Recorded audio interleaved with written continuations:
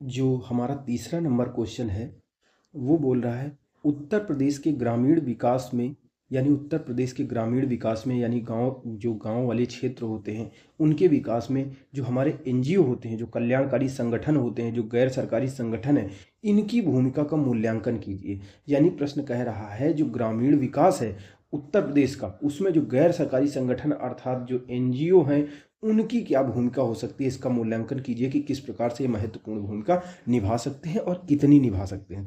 तो हम जानते हैं कि एनजीओ क्या होते हैं, एक प्रकार का एक संगठन होता है, लोगों का स्वैच्छिक संगठन होता है, जहां लोग स्वेच्छा से एक दूसरे के एक संगठन बनाते हैं, आपस में जुड़ते हैं कि हमको किसी सामाजिक समस्या का या देश की समस्या का समाधान करना है, किसी पर्यावरणीय समस्या का समाधान करना है, और उसके लिए मिल करके जो खुद का पैसा होता है उसको इस्तेमाल करते हैं या फिर बाहर से भी आर्थिक मदद ले लेते हैं और दिन दूना रात चौगुना मदद करते हैं। जैसे कोई व्यक्ति, मान लो कोई कोई दो चार दोस्त जा रहे हैं रोड में और वो कचरा देख लिए, रोड के किनारे बहुत फैला हुआ है, नदी के किनारे बहुत ज़्यादा कचरा फैला हुआ है, हमारे जो विभिन्न प्रकार के विरासत स्थल होते हैं वहाँ पे कचरा फैला हुआ है, तो वो एक कुछ लोगों को एक संगठन बना लेगा मिलजुल कर, और क्या करें, मान लो क्या करें, ये लोग कचरा को साफ करने लगे। लोगों के ऊपर जब कोट पैंट पहन के, मतलब अच्छे कपड़े पहन के कोई कचरा साफ करेगा तो दूसरों के अंदर ये भावना आएगी कि भाई हम भी कचरा ना फैलाएं, लोगों को इसके लिए मोटिवेट करेगा कि हम भी कचरा ना फैलाएं, कचरे को उठाएं, ठीक है, डस्टबिन रखें हर जगह। तो इसलिए यानी ये जो समस्या थी, एक समस्या जो समाज की समस्या थी, पर्यावरण की समस्या थी, उसका समाधान करने के लिए स्वैच्छिक रूप से कुछ लोगों द्वारा एक संगठन का निर्माण किया गया, जिसका उद्देश्य लाभ कमाना नहीं था बल्कि समाज का कल्याण करना था। तो यानी जो एनजीओ होते हैं एक प्रकार के गैर सरकारी संगठन होते हैं जिनका उद्देश्य लाभ कमाना नहीं होता है बल्कि सेवा करना होता है। ये विभिन्न क्षेत्रों में काम करते हैं, जैसे पर्यावरण संरक्षण के क्षेत्र में, जैसे साफ सफाई वगैरह हम कर सकते हैं, ठीक है, बच्चों की शिक्षा के क्षेत्र में, स्वास्थ्य के क्षेत्र में, ग्रामीण विकास में, ठीक है, युवाओं को कौशल विकास देने में, सरकारी किसी योजना के क्रियान्वयन में, यानी किसी भी क्षेत्र में ये कार्य कर सकते हैं। तो इस प्रकार से देखा जाए तो ग्रामीण विकास में इनका क्या योगदान हो सकता है, तो अगर हम ग्रामीण विकास में देखें तो इनका महत्वपूर्ण योगदान हो सकता है। जैसे गांव में प्रत्येक क्षेत्र में ये मदद कर सकते हैं। जैसे अगर एग्जाम्पल के थ्रू ये देखा जाए तो जैसे हमारे युवा जो गांव में होते हैं ऐसे बेकार घूमते हैं, उनके पास मतलब कि ऐसे फ्री फंड में घूम रहे हैं, मैच खेल रहे हैं, तो ये उनको जागरूक कर सकते हैं, किसी यूट्यूब वीडियो बनाने के बारे में जागरूक कर सकते हैं, उनको फ्लिपकार्ट में कैसे बेचना है सामान इसके बारे में बता सकते हैं, कैसे मार्केटिंग करना है इसके बारे में बता सकते हैं, खेती किसानी करने में नए तरीकों के बारे में बता सकते हैं, गांव गांव में जा जा जा जा जाकर उनको बता सकते हैं, ठीक है ना। जैसे किसान है वो अभी तालाब है उसके आसपास, उसका कोई यूज नहीं हो रहा, वो बताएंगे देखो मछली पालन करो, ऐसे पालन करो, इस तरीके से मशरूम उगाओ, ऐसे उगाओ, ऐसे लाभ होगा, जो दूध पैदा होगा उसको बेचोगे तो कैसे बेचोगे, कितना लाभ मिलेगा इसके, कैसे, मतलब पूरी तरीके से चाहें तो जो एनजीओ होते हैं उनको ग्रामीण विकास में महत्वपूर्ण भूमिका हो सकती है। मान लो जैसे गांव है तो गांव का कोई पर्यटन स्थल होगा, कोई ऐतिहासिक चीज होगी, उसको बना देंगे तो वहाँ लोग देखने आएंगे, उनसे टिकट वगैरह मिल जाएगा। ग्रामीण की जो गांव के क्षेत्रों में लोगों को जागरूक कर सकते हैं कि तुम्हारे मतदान करने का क्या वो औचित्य होता है, इसका क्या फायदा होता है, इसके प्रति लोगों को, जैसे कोई सरकार की योजना आ गई उसको जमीन पर पहुंचाने में महत्वपूर्ण भूमिका निभा सकते हैं, लोगों को सहायता करेंगे, मदद करेंगी, लोग अपनी आयुष्मान कार्ड बनवा लें, मतलब आयुष्मान कार्ड बनवा लेंगे तो लोगों को अच्छा स्वास्थ्य की सुविधा सरकार से मिलेगी 5 लाख रुपए तक की। तो इस प्रकार से ये मदद कर सकते हैं, जो कल्याण के काम कर सकते हैं। तो यही ये प्रश्न पूछ रहा है कि जो उत्तर प्रदेश के ग्रामीण विकास में गैर सरकारी संगठनों की भूमिका का मूल्यांकन कीजिए। तो हमें बताना है, चलिए हम देखते हैं उत्तर में क्या दिया है। ग्रामीण विकास का क्या अर्थ होता है, ग्रामीण लोगों के आर्थिक सुधार और बढ़ा सामाजिक बदलाव दोनों से होता है। यानी सीधी सी बात है, ग्रामीण विकास का अर्थ लोगों के आर्थिक सुधार और सामाजिक बदलाव दोनों से है। यानी ग्रामीण विकास का अर्थ केवल ये नहीं है कि लोगों की अर्थव्यवस्था सुधर जाए, उनके पास पैसे आ जाए, उनको रोजगार मिल जाए, इससे ज्यादा इस बात पर फोकस करता है कि लोगों की मानसिकता में बदलाव आ जाए। लोग वही बैठ के एक दूसरे के, जैसे गांव में देखे होंगे सब लोग बूढ़े बुजुर्ग बैठे रहते हैं और मजे गप चल रही है, यही तो नहीं होना चाहिए। आर्थिक सुधार होगा तो उसके साथ साथ एक चीज और हो जाएगी, लोग अपने कामों में बिजी हो जाएंगे, सामाजिक बदलाव आ जाएगा, लोग एक दूसरे की चुगली नहीं करेंगे, एक दूसरे को ऊंचा नीचा नहीं समझेंगे, ठीक है, अपने काम से काम रहेंगे, किसी को एक दूसरे को परेशान नहीं करेंगे, छेड़छाड़ नहीं करेंगे, ठीक है, किसी के खेत का कोई सामान तोड़ के नहीं लाएंगे, अपने पैसे से खरीद के खा लेंगे। तो वही चीज़ है। तो ग्रामीण विकास का अर्थ है गांव का विकास, लोगों का आर्थिक सुधार तो हो, लोगों के पास पैसा हो, उससे ज़्यादा सामाजिक बदलाव है, यानी समाज में लोगों की सोच में बदलाव हो, लोगों की रहन सहन के तरीकों में बदलाव। यानी ग्रामीण विकास का अर्थ ग्रामीण लोगों के आर्थिक सुधार और सामाजिक बदलाव दोनों से ही है। इस ग्रामीण विकास के करने के लिए ग्रामीण विकास कार्यक्रम में सरकार विभिन्न प्रकार के ग्रामीण विकास कार्यक्रम चलाती है। तो इस ग्रामीण विकास के लिए विभिन्न ग्रामीण विकास कार्यक्रमों में लोगों की बढ़ी हुई भागीदारी, यानी लोग अगर ज़्यादा संख्या में भागीदार होंगे किसी भी योजना में, योजनाओं का विकेंद्रीकरण करने में, यानी योजनाओं का विकेंद्रीकरण करने में, ठीक है, योजनाओं के विकेंद्रीकरण में, अर्थात जैसे राज्य सरकार केंद्र सरकार योजना बना दी है केंद्र से या राज्य से, अब उसको जमीन पर उतारना है तो विकेंद्रीकृत तरीके से तो उपजाओगे, जो प्रधान होगा वो डिसीजन लेगा कि कहाँ पर इसको योजना को कैसे लागू करना है। यानी लोगों की भागीदारी को बढ़ाने में एनजीओ का योगदान हो सकता है, योजनाओं को विकेंद्रीकृत तरीके से लागू करने में, ठीक है, भूमि सुधारों को बेहतर तरीके से लागू करने में, ऋण की आसान उपलब्धता सुनिश्चित करने में, यानी ऋण जो आसान, कोई सरकार कोई योजना लेके आई लोगों को कर्ज देने के लिए, ऋण देने के लिए, अब लोगों को पता ही नहीं है, बैंक के पास जा रहे हैं, वो तमाम तरह का टिटरम बता दे रहा है, इतने बोझल प्रक्रिया, इतनी जटिल प्रक्रिया बता दे रहा है। तो ये लोग क्या करेंगे, मदद करेंगे लोगों को, ताकि लोगों को ऋण मिल सके, उनकी जो कागजात नहीं हो वो बनवाने में मदद करेंगे। तो जो भूमि सुधार है उनको बेहतर तरीके से लागू करने में, ऋण की आसान उपलब्धता सुनिश्चित करने में ये महत्वपूर्ण भूमिका निभाएंगे। क्या, कौन, ग्रामीण विकास कार्यक्रम जो सरकार द्वारा तरह तरह के चलाए गए थे, ठीक है, ये कल जो ग्रामीण विकास कार्यक्रम चलाए गए थे, ठीक है, इन ऋण की आसान, लोगों के जीवन को बेहतर बनाने का लक्ष्य होता है। जो जितनी भी, यानी कहने का मतलब जो ग्रामीण विकास कार्यक्रम होते हैं उनका लक्ष्य होता है कि लोगों की भागीदारी को बढ़ाया जाए, योजनाओं को विकेंद्रीकृत तरीके से लागू किया जाए, भूमि सुधारों किए जाए, उनको आगे बढ़ाया जाए, ऋण को आसानी से लोगों तक पहुंचाया जा सके और इसके माध्यम से लोगों का जीवन बेहतर बनाया जा सके। इसके लिए ग्रामीण विकास कार्यक्रम चलाए जाते हैं और इसी के लिए तो एनजीओ महत्वपूर्ण इनमें भूमिका निभा सकते हैं। अगर एनजीओ का सहयोग मिल जाएगा तो किस प्रकार से, किस लेवल पर सरकार के कार्यक्रम लागू हो जाएंगे। तो वही कह रहा है, जो इनका लक्ष्य ये था, ठीक है ना। इस लक्ष्य को प्राप्त करने के लिए, इस लक्ष्य को प्राप्त करने के लिए विभिन्न विभागों, एजेंसियों द्वारा निरंतर प्रयास किया जा रहा है। यानी सरकार प्रयास कर रही है अपने विभिन्न योजनाओं के माध्यम से, कार्यक्रमों के माध्यम से, नीतियों के माध्यम से, लेकिन ग्रामीण विकास का लक्ष्य अभी कोसों दूर है। इसलिए उत्तर प्रदेश सरकार द्वारा ग्रामीण विकास में जो एनजीओ होते हैं, गैर सरकारी संगठन होते हैं, इनकी भी सहायता ली जा रही है। किस चीज में, योजनाओं के विकेंद्रीकरण में, लोगों की भागीदारी को बढ़ावा देने में, भूमि सुधारों को लागू करने में, ऋण की आसान उपलब्धता सुनिश्चित करने में, और इन सारी चीज़ों को करके लोगों के जीवन को बेहतर बनाने में सरकार तो प्रयास कर रही है, लेकिन सरकार उसके साथ क्या कर रही है कि गैर सरकारी संगठनों की सहायता भी ले रही है। सरकारी संगठनों की तुलना में जो गैर सरकारी संगठन होते हैं, जो कल्याणकारी जो संगठन होते हैं, जो एनजीओ होते हैं, इनको ग्रामीण क्षेत्रों में काम करने का अधिक लाभ होता है, क्योंकि जो एनजीओ होते हैं उनकी पहुंच ग्रामीण क्षेत्रों तक अपेक्षाकृत अधिक होती है।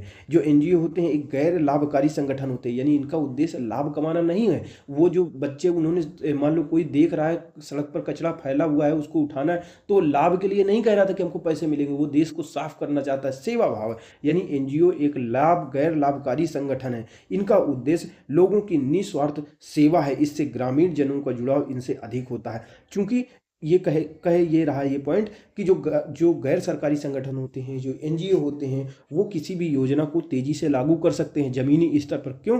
क्योंकि लोगों तक इनका जमीनी जुड़ाव होता है, क्योंकि ये समाज के कल्याण के लिए काम करते हैं। कोई भी भला व्यक्ति अगर समाज के लिए काम करता है तो उससे बहुत सारे हरामखोर से हरामखोर व्यक्ति अंत में उससे ज़्यादातर मामलों में देखा गया है कि उससे मिल जाता है, उसकी मदद करने लगता है। इसीलिए इनकी पहुंच होती है कि जो गैर सरकारी संगठन होते हैं, इनमें लोगों की भागीदारी बढ़ जाती है और इनका लोगों का सहयोग रहता है, यानी इन चीज़ों के ऊपर लोगों का सहयोग रहता है। तो ये जो कार्यक्रम है, मान लो कोई सरकारी कार्यक्रम है, अब कोई एनजीओ लागू कर रहा है तो लोग उसमें आसानी से जुड़ जाएंगे, ठीक है ना, और मदद करने लगेंगे। तो यही कहा जा रहा है, सरकारी संगठनों की तुलना में जो गैर सरकारी संगठन होते हैं, इनकी ग्रामीण क्षेत्रों में काम करने के अधिक लाभ होते हैं जब ये काम करते हैं, क्योंकि इनकी पहुंच ग्रामीण क्षेत्रों में अधिक होती है, सरकार से ज़्यादा पहुंच रखते हैं। ये एक गैर लाभकारी संगठन होते हैं, इसीलिए और लोगों की निस्वार्थ सेवा करते हैं, किसी कोई लाभ नहीं होता, इसलिए ग्रामीण जनों का जुड़ाव इनसे अधिक हो जाता है।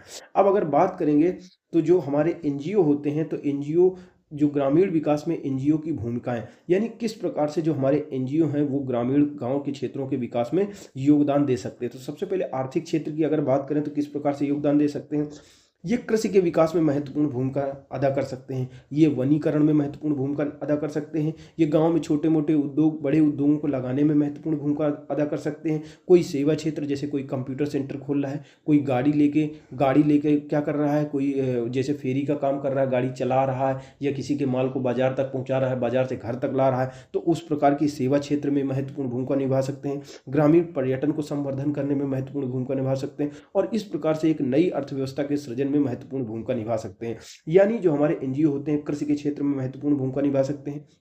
जैसे किसानों को ये नई नई टेक्नोलॉजी के बारे में जानकारी दे सकते हैं, कैसे जल प्रबंधन किया जा सकता है इस संबंध में जानकारी दे सकते हैं, किस प्रकार से अपने खेत में अलग अलग फसलें बोई जा सकती हैं, जैसे धान की फसल के साथ में मछली कौन सी बोल पैदा करनी है, कितना पानी रखना है, कैसे मशरूम की खेती करनी है, कि किन टेक्नोलॉजी का उपयोग करना है, किन किन चीज़ों का ध्यान रखना है, कहाँ से लोन लेना है, कहाँ से ऋण लेना है, क्या क्या। तो ये कृषि के आधुनिकीकरण यानी कृषि के उन्नयन में महत्वपूर्ण भूमिका निभा सकते हैं। कौन? एनजीओ।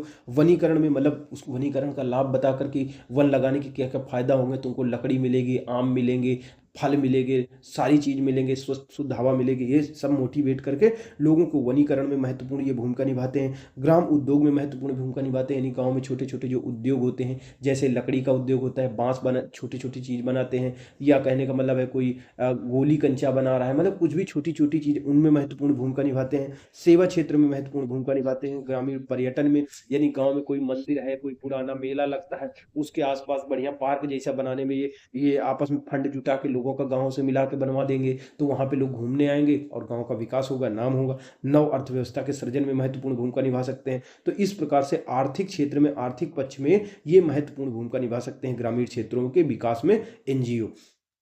इसी तरह अगर बात करें तो एनजीओ किस प्रकार में, एनजीओ मानवीय पक्ष की अगर बात करें क्या भूमिका निभा सकते हैं, ये शिक्षा को बढ़ावा देने में महत्वपूर्ण भूमिका निभा सकते हैं। मान लो गांव में जाएं, कोई गरीब बस्ती है, गरीब लोग हैं, बच्चे स्कूल नहीं जा पा रहे हैं क्योंकि काम करने जा रहे हैं, उनके मम्मी पापा वो बच्चों को ध्यान रख रही है, उसके पास पढ़ाने के लिए भी पैसा नहीं है, तो ये लोग क्या कर सकते हैं, कुछ एनजीओ के लोग मिलकर उनको किताबें उपलब्ध करवा सकते हैं, घर में क्या कहते हैं उनको जूते दे दें, सिलेबस दे दें, सारी चीज़ दे दें। मान लो और ज़्यादा इंपॉर्टेंट है तो फ़ोन भी दे दें सरकार, तो ऐसे लोग दे दे ताकि बच्चा पढ़ सके। जो सिलाई मशीन दे दे, जैसे गरीब में जाके कोई बस्ती है वहाँ पे जाके सिलाई मशीन दे दे, तो लड़कियाँ अपना सिल सिल के कुछ पैसे कमाने लगें और रोजगार मिल सके। इसलिए शिक्षा में ये महत्वपूर्ण भूमिका निभा सकते हैं। ये संस्कृति के उन्नयन में महत्वपूर्ण भूमिका निभा सकते हैं, हमारी संस्कृति को वैश्विक स्तर पर प्रचार करने में महत्वपूर्ण भूमिका निभा सकते हैं। ये जननांकिकी को विकास में महत्वपूर्ण भूमिका निभा सकते हैं। जैसे दे दनादन मतलब सॉरी बच्चे बहुत ज़्यादा पैदा हो रहे हैं, तो उनको क्या कहते हैं, उनको लोगों को जागरूक करेंगे कि नहीं, इसके बहुत सारे नुकसान होते हैं, हम बच्चों को अच्छा जीवन नहीं दे पाएंगे।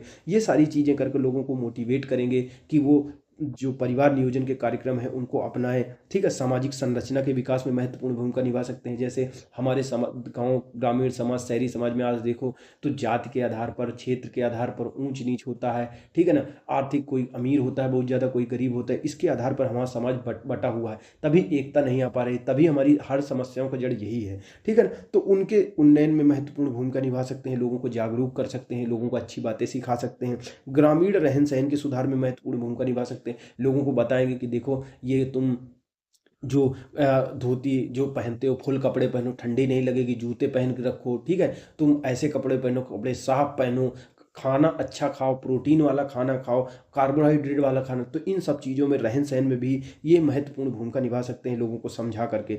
ये राजनीतिक क्षेत्र में क्या भूमिका निभा सकते हैं, तो राजनीतिक पक्ष में ये क्या कर सकते हैं, अगर बात करें तो राजनीतिक जागरूकता बढ़ाने में ये महत्वपूर्ण भूमिका अदा कर सकते हैं। जैसे राजनीतिक जागरूकता का अर्थ क्या होता है, लोगों को बता सकते हैं कि भाई वोट डालने का क्या फ़ायदा होगा। ठीक है, और आधार कार्ड बनवा लो, सब बनवा लो, नहीं तुम्हारा वोट नंबर कट जाएगा। खाद्य सुरक्षा बढ़ाने में महत्वपूर्ण भूमिका निभा सकते हैं। ठीक है ना, फूड प्रोसेसिंग इंडस्ट्री लगवा दें आसपास और लोगों को काम दे दें तो खाद्य सुरक्षा हो जाएगी। खाद्य सब्सिडी देने में सरकार की मदद कर सकते हैं। सरकारी योजनाओं के सफल क्रियान्वयन में मदद कर सकते हैं। लोकतांत्रिक भागीदारी बढ़ाने में महत्वपूर्ण भूमिका अदा कर सकते हैं। इस प्रकार से अगर देखा जाए तो विज्ञान और प्रौद्योगिकी में क्या भूमिका हो सकती है इनकी, जैव प्रौद्योगिकी में यानी बायोटेक्नोलॉजी का यूज करके कोई प्रोडक्ट बनाया गया है, कोई चीज़ बनाया गया है, और ग्रामीण स्तर पर कैसे लागू होगा, कौन कौन इसके लिए किस फसल का उपयोग करेगा, कौन सी जीव बनाया गया है जो हमारे लिए उपयोगी है, इसके बारे में जागरूकता फैला सकते हैं। सूचना और संचार के क्षेत्र में महत्वपूर्ण भूमिका निभा सकते हैं। अन्य तकनीकों को भी जमीनी स्तर पर लागू करने में, देश के विकास में ये महत्वपूर्ण भूमिका निभा सकते हैं। इसी के साथ साथ ये संसाधन के संवर्धन में, संसाधन के उपयोग में, पर्यावरण के संरक्षण में महत्वपूर्ण भूमिका निभा सकते हैं। ये प्रदूषण नियंत्रण में, जैसे गली साफ करना है, कोई झील साफ करना है, उसमें महत्वपूर्ण भूमिका निभा सकते हैं। जैव विविधता के संरक्षण में, जैसे जैसे किसी गाँव में जाकर के गाँव वाले लोगों को जागरूक करना, जंगल में जाके वहाँ आदिवासी लोगों को जागरूक करना, उनके साथ मिलकर काम करना कि वो जंगल बचाएं, जीवों को बचाएं, ठीक है ना।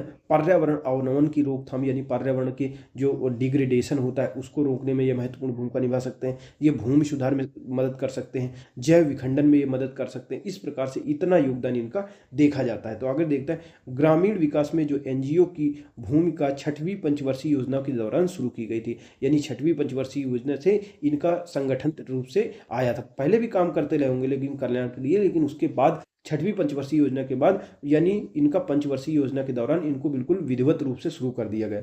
उसके बाद इन संगठनों, यानी 6वीं पंचवर्षीय योजना के बाद इन संगठनों ने ग्रामीण विकास में निरंतर योगदान दिया, ठीक है। स्वयंसेवी संस्थाओं को ग्रामीण विकास का, ये स्वयंसेवी संगठन है ना, यही जो एनजीओ होते हैं इन्हीं को स्वयंसेवी संगठन कहते हैं, क्योंकि ये स्वयं से सेवा करते हैं, किसी के लाभ के लिए काम नहीं करते हैं, स्वयं सेवक होते हैं। तो स्वयंसेवी संस्थाओं को ग्रामीण विकास का उत्प्रेरक अभिकर्ता माना जाता है। ये एक प्रेरक का काम करते हैं। इनका गरीबी के उन्मूलन में, ग्रामीण क्षेत्रों में रोजगार के सृजन में, शिक्षा के विकास में, लोगों के स्वास्थ्य को बेहतर करने में, लोगों के बीच राजनीतिक अधिकारों को, उनके राजनीतिक अधिकारों के प्रति चेतना को बढ़ाने में, सरकारी योजनाओं की लोगों तक विस्तृत पहुंच बढ़ाने में, जानकारी देने जैसे क्षेत्रों में इनका उल्लेखनीय योगदान रहा है। अब अगर बात करें तो इनके मार्ग में बहुत सारी बाधाएं आती हैं, ऐसे इतनी आसानी से ये काम नहीं कर लेते हैं।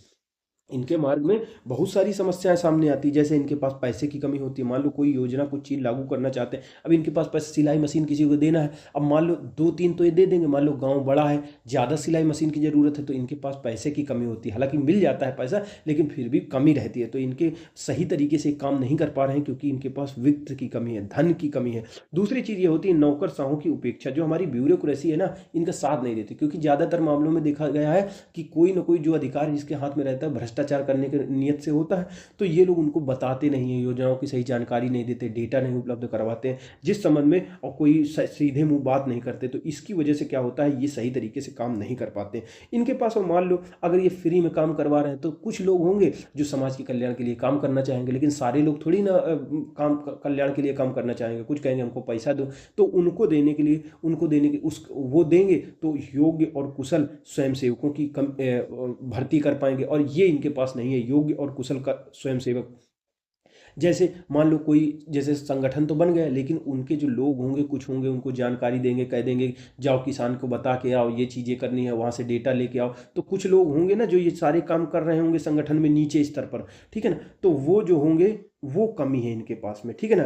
यानी योग्य एवं कुशल स्वयं सेवकों की इनके पास कमी रहती। शिक्षा का निम्न स्तर, यानी हमारे देश में आज भी देखो, प्रदेश में बहुत ज़्यादा शिक्षित हो गए, साक्षर हो गए, लेकिन शिक्षित नहीं है। तो शिक्षा का निम्न स्तर है, इसलिए भी ये सफल नहीं हो पा रहे, ये अपनी बात समझाने में लोगों को विफल रह जाते हैं। राजनीतिक हस्तक्षेप, कई बार क्या होता है, राजनीतिक कारणों से प्रेरित होकर कई राजनीतिक दल जो होते हैं वो डिसीजन ले लेते हैं, निर्णय ले लेते हैं, और इनको किसी क्षेत्र में काम करने से रोक देते हैं या इनके काम में बाधा उत्पन्न करते हैं। इसलिए इनकी सफल क्रियान्वयन में, ग्रामीण विकास में, ये इनके समक्ष ये बड़ी बाधा निकल कर आती है। फिर इनके पास बुनियादी सुविधाओं की पर्याप्त उपलब्धता नहीं। मान लो इनकी टीम है कोई, अब वो गाड़ी से जाना चाहती है, इनके पास गाड़ी ही नहीं है, ठीक है ना, इनके पास वो टूल ही नहीं है जिसकी मदद से ये सिखाएंगे कि कैसे भेड़ पालन करना है, कैसे कैसे क्या करना है, कैसे मछली पालन करना है। तो बुनियादी सुविधाओं की इनके पास अपर्याप्त उपलब्धता है। सामाजिक और सांस्कृतिक अंतर है, हमारे यहाँ पे देखा जाए तो ऊंच नीच है, ठीक है, पहली चीज सामाजिक स्तर पर। फिर दूसरी आर्थिक विषमता मौजूद है, सांस्कृतिक अंतर मौजूद है, यानी एक हिंदू हो, एक मुसलमान है, ठीक है, एक क्षेत्र जैसे संस्कृति में, जैसे पूरब की संस्कृति अलग है, उत्तर प्रदेश में पश्चिम की अलग है, तो सांस्कृतिक अंतर के कारण भी ये ज्यादा सफल नहीं हो पाते, इनके मार्ग में बाधा आ जाती है। निष्कर्षतः हम कह सकते हैं कि गैर सरकारी संगठन भारत के जीवंत नागरिक समाज का एक महत्वपूर्ण हिस्सा है, जो समुदाय और सरकार के मध्य संवाद में मदद करते हैं। ये क्या करते हैं, जो जनता होती है, समुदाय होता है और सरकार, इनके मध्य में एक कड़ी के रूप में काम करते हैं, एक संवाद का कायम करने वाले चैनल के रूप में काम करते हैं। इन संगठनों ने जल संसाधन के प्रबंधन में, ठीक है, कृषि के विकास में, आय की वृद्धि में, लोगों के लिए रोजगार के सृजन में, शिक्षा के उन्नयन में, जन जन तक शिक्षा के पहुंचाने में, शासन और ग्राम स्तर की संस्थाओं को के कामों को आसान बनाने में, उनकी मदद करने में, स्थानीय स्वशासन की क्षमता के निर्माण जैसे कई मुद्दों पर महत्वपूर्ण योगदान दिया है।